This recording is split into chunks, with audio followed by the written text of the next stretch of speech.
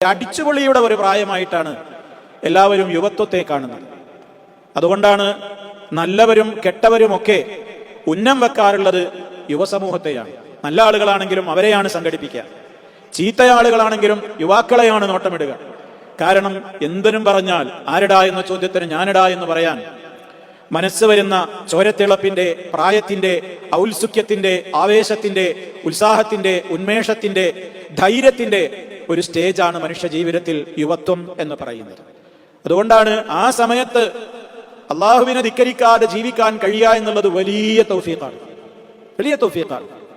പ്രായമൊക്കെ ആകുമ്പോൾ പലരും കുറെയൊക്കെ ജീവിതത്തിന്റെ തോന്നിയാസങ്ങളിൽ നിന്നൊക്കെ മാറി ചിലപ്പോ നല്ലൊരു റൂട്ടിലേക്കൊക്കെ വന്നേക്കും.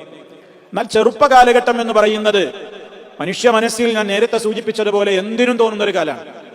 ഏത് തോന്നിയാസത്തിനും മനസ്സെവിടേക്കെല്ലാം എത്തുന്നുവോ അവിടേക്കൊക്കെ ബോഡിയും എത്തുന്ന പ്രായമാണ്. ആ സ്റ്റേജ് പിന്നിട്ട് കുറച്ച് കഴിഞ്ഞപ്പോൾ നമുക്കൊക്കെ അറിയാം, മനസ്സെത്തുന്നിടത്തൊക്കെ ബോഡി കണ്ടെത്തൂല. ചെറുപ്പത്തിൽ നമ്മളൊരു കുന്നിന്റെ മുകളിലേക്ക്, ഒരു മരത്തിന്റെ മുകളിലേക്ക് അപ്പ ചാടി ഒറ്റ കയറണം എന്ന് വിചാരിച്ചാൽ ആണ് കയറിയിരിക്കും. നമ്മൾ മനസ്സ് കൊതിക്കുന്നിടത്ത് നമ്മുടെ ബോഡിയും അടുത്തും വഴങ്ങും. കുറച്ചു കാലം കഴിഞ്ഞിട്ട് മുമ്പ് കയറിയിരുന്ന മാവും കൊമ്പത്തോ ആ മതിലിന്റെ മുകളിലോ ഒപ്പം എനിക്കൊന്നാണ് പെട്ടെന്ന് കയറണം എന്ന് എന്റെ മനസ്സ് കൊതിക്കും, പക്ഷെ എന്റെ ബോഡി അതിനെ വഴങ്ങൂല. രണ്ടും ഒരേപോലെ സഞ്ചരിക്കുന്ന ഒരു സമയമാണ് ഈ യുവത്വം എന്ന് പറയുന്നത്.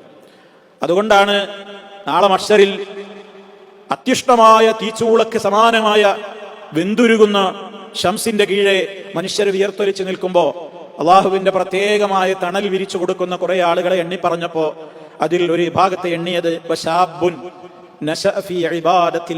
എന്നാണ്. അള്ളാഹുവിനെ ഇബാദത്തെടുക്കുന്നതിൽ വളരെ കണിശത പുലർത്തി യുവത്വം ചെലവഴിച്ച യുവാക്കൾക്ക് പരലോകത്ത് അർശിന്റെ തണലുണ്ട്.